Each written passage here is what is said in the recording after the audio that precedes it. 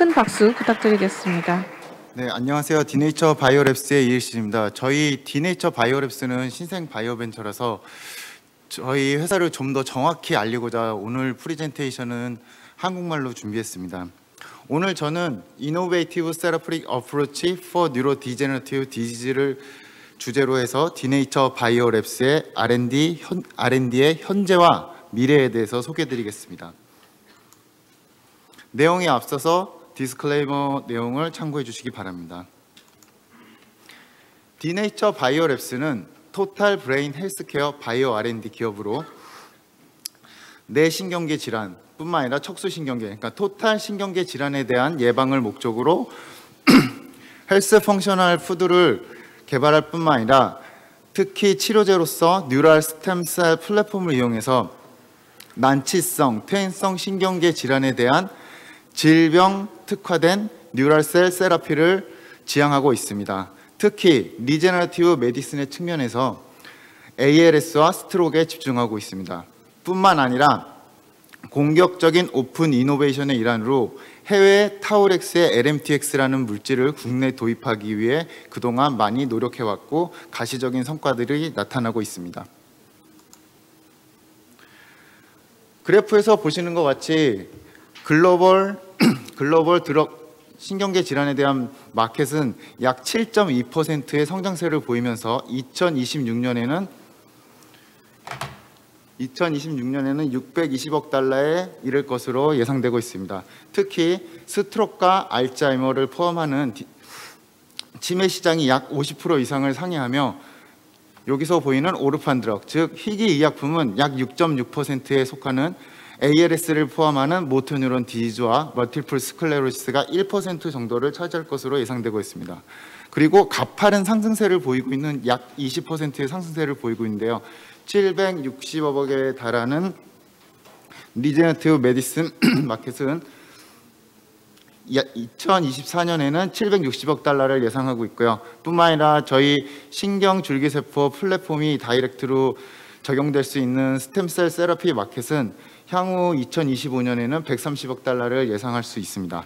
특히 저희가 플랫폼에 사용하고 있는 피탈 뉴럴 스템셀 같은 경우는 발생학적으로 기존에 알려진 메젠케말 스템셀에서 중간엽 줄기세포가 시장에 많이 나와 있는데요.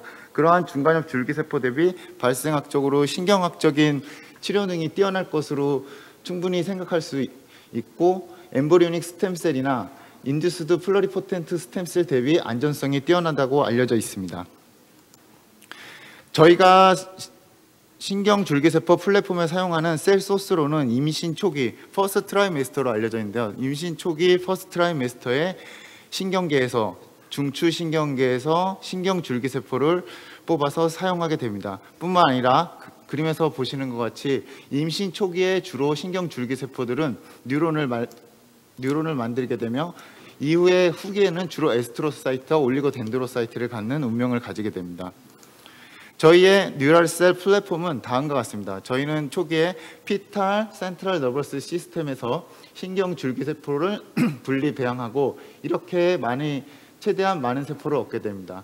이렇게 얻어진 세포들은 각각의 보이는 신경세포로 배양 조건을 통하여 얻을 수 있습니다. 여기서 파이널 프로덕트를 얻게 되고요.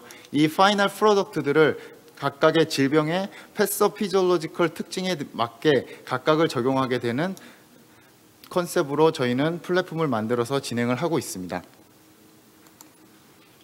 저희가 첫 번째로 생각하고 있는 파이프라인은 루게릭병으로 알려진 ALS입니다.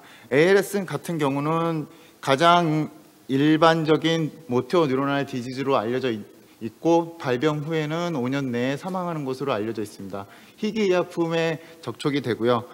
그럼에도 불구하고 지금 현재 나와 있는 약물들 같은 경우는 병의 진행을 좀 완화시키거나 증상을 완화시키는 등 많은 운met 니즈가 있는 질병입니다. 그럼에도 불구하고 여기 보시는 것 같이 글로벌 드럭 마켓은 약 5.6%로 계속 상승할 것으로 예상이 되며 뿐만 아니라 국내 마켓 사이즈 자체는 환자가 약 4,500명 정도가 예상되고 그리고 국내 시장은 약 400억 시장이 약물 시장이 형성되어 있습니다. 이에 디네이처 바이오랩스에서는 알로제닉 에스트로글라이얼 셀 세라피를 통해서 오르판 드럭으로 세포 치료제를 개발하려고 했습니다. 그거의 MOA로는 일단 모터 뉴런이 죽어나가는 그런 환경을 개선하기 위한 것을 타겟으로 잡고 뿐만 아니라 이식해준 신경세포에서 분비하는 어떤 GDNF와 같은 영양인자로 인해서 질병을 개선시켰고 치료제로서 개발하려고 하고 있습니다. 그 다음으로 저희가 생각하는 질병은 스트로크입니다. 스트로크 같은 경우는 갑작스럽게 블러드 클럿이라 불리는데요. 혈전이 생겨서 세포가 사멸하게 되는 겁니다. 이렇게 죽어나가는 내 환경에서는 이 혈전을 녹이는 여기서 보이시는 TPA라고 불리는 약물이 있는데요. 이 TPA를 최소한 3시간 내에 처리하는 방법 이외에는 아주 제한적으로 쓸 수 있는 약물 이외에는 전혀 약이 없습니다. 그럼에도 불구하고 인구 고령화 사회에 맞춰서 상당히 빠른 성장세를 보이고 있고요. 뿐만 아니라 국내에는 역시 62만 명 그리고 약 5천억 이상의 시장이 형성되어 있습니다. 그래서 디네이처 바이오랩스에서는 오프 더 쉘프의 개념으로 빠른 시간 내에 바로 세포 치료제를 투여할 수 있는 오프 더 쉘프의 개념으로 해서 알로제닉 뉴라셀 세라피를 시도하고자 합니다. 역시 이것의 세포 치료제의 MOA로 얘기 드릴 수 있는 거는 가장 스트로크에서 문제되는 것이 초기 발생했을 때 면역 염증 반응입니다. 그래서 여기서 보시는 것 같이 이뮨 모듈레이션 하는 특징을 가지고 역시 마찬가지로 줄기세포, 신경줄기세포는 많은 영양인자를 뿜을 수 있기 때문에 그런 영양인자를 통하여 치료제를 개발하려 하고 있습니다. 그래서 저희가 생각하는 전체적인 R&D 플랜은 다음과 같습니다. 첫 번째 연도에는 저희는 이제 기초 기반 연구를 통해서 저희가 세포 치료제를 개발하다 보니까 이 세포를 얼만큼 배양이나 공정을 만들어서 크게 많은 양을 키울 수 있는지가 상당히 중요합니다. 그래서 그런 것들을 계속 연구를 할 거고요. 2000년도에는 이런 세포 치료제를 만들 수 있는 GMP 시설에서 셀 뱅크를 만들 겁니다. 이 셀 뱅크를 만듦에 있어서 클리니컬 그레이드 셀을 만드는 게 가장 중요할 것 같고요. 그리고 클리니컬 셀을 이용해서 저희가 넌 클리니컬 애니멀 스터디를 통해서 유효성 테스트, GLP 톡스 이런 건 뭐 일반적인 케미컬 의약품하고 똑같습니다. 그런 것들을 다 진행을 할 거고요. 그 이후에 이제 저희는 3차년도부터 세포 은행에 대한 자료, 기초 세포에 대한 자료, 그리고 애니멀 데이터를 총괄해서 클리니컬 스터디를 위한 IND를 파일링을 시작하면서 3차년도부터는 클리니컬 스터디를 도전할 생각입니다. 저희가 지금 GMP에서 만들 수 있는 클리니컬 그레이드 셀이 중요하다고 앞에서 얘기 드렸는데요. 최초의 클리니컬 그레이드 셀을 만들 때는 저희가 여기서 보시는 것 같이 ALS하고 스트로크를 집중하고 있지만 최초에 이 세포가 만들어지기만 한다면은 그 이후에 보시는 바와 같이 멀티플 스클레로시스니 알츠하이머 디지즈 다양한 신경계 질환으로 충분히 확장하기 때문에 그 파급력이 크다고 얘기 드릴 수 있을 것 같습니다. 다음은 저희가 이제 오랫동안 공을 들여온 오픈 이노베이션의 일환인데요. 오픈 이노베이션이 타우렉스의 LMTX라는 물질이 있습니다. 이 LMTX 같은 경우는 해외에서 지금 글로벌 임상 3상시형 알츠하이머 치료제를 개발하고 있는 회사입니다. 그림에서 보시는 것 같이 왼쪽에 보시면은 상당히 복잡한 포스터가 하나 있는데요. 이 타우렉스는 이러한 복잡한 타우에 대한 플랫폼을 오랫동안 정립해 왔으며 이런 구축된 타우 플랫폼을 통해서 세계 최초로 타우 기반한 치매 치료제를 개발함으로써 치매 시장의 게임 체인저로 떠오를 수 있는 회사라고 예상되고 있습니다. 그럼 타우의 LMTX의 양약적 기전에 대해서 살펴보겠습니다. The healthy brain has around 86 billion interconnected neurons which communicate using electrical and chemical signals. Tau protein through binding at its repeat 네, domain 타우 단백질 같은 경우에는 도메인에 묻혀서 셀 스트럭처에 필요한 마이크로 트레인과 결합을 하게 됩니다. 그래서 물리적인 마이토콘드리아와 셀 내의 정처에 붙게 됩니다. 점점 나이가 드는 뇌 같은 경우에는 이 물질이 부족해지게 됩니다. 그리고 라이코퓨신이라는 물질이 부족하게 되는데요. 이렇게 잘못된 토큰 같은 경우에는 접합이 부족하게 되면서 그래서 올리고머를 발생시키고 이것을 통해서 뇌 기능의 이상을 불러일으키게 됩니다. 그래서 타우는 이것과 동일한 방법과 기전을 이용을 해서 타겟팅을 하게 됩니다. 이 점점 더 올라가게 되면 헬리코피민이 창출이 되게 됩니다. 그래서 세균이 탱글이 점점 차오르기 때문에 기능이 상실이 되게 되는 것입니다. 그래서 이 실험 결과 LMTN 같은 경우에는 잘못 접혀진 반복된 도메인을 없애는 역할을 하게 됩니다. 그래서 각각의 하드 유닛으로 들어가게 되고 프레토게이션을 예방을 하게 됩니다. 그래서 마이크로칩이 다시 한번 제대로 작동할 수 있는 환경을 만들어냅니다. LMTN은 그렇기 때문에 점점 더 이 병증을 느리게 해주는 그리고 신경 기능을 회복해주는 역할을 하게 됩니다. 저희가 보시면은 타우렉스의 알츠하이머 관련해서 알츠하이머 시장이 크다는 거는 뭐 2번 강조해서 말하지 않겠습니다. 근데 여기 보시는 것 같이 국내 자료에 의하면 상위 15개의 원해 처방 약 중에 이미 3개가 치매와 약과 관련 있는 것으로 봐서 이런 치매 시장을 점령하는 것은 사회적 경제적 파급력이 매우 크다고 할 수 있습니다. 뿐만 아니라 여기 보시는 것 최근에 이번 주 초에 아두카누맙이 조건부 허가로 인해서 치매 시장의 새로운 화두로 떠오르게 되었습니다. 그럼에도 불구하고 아두카누맙이 임상적인 인지 능력에 대한 평가를 통해서 신약 허가를 받지 않았기 때문에 여전히 알츠하이머를 포함하는 치매 시장에는 상당한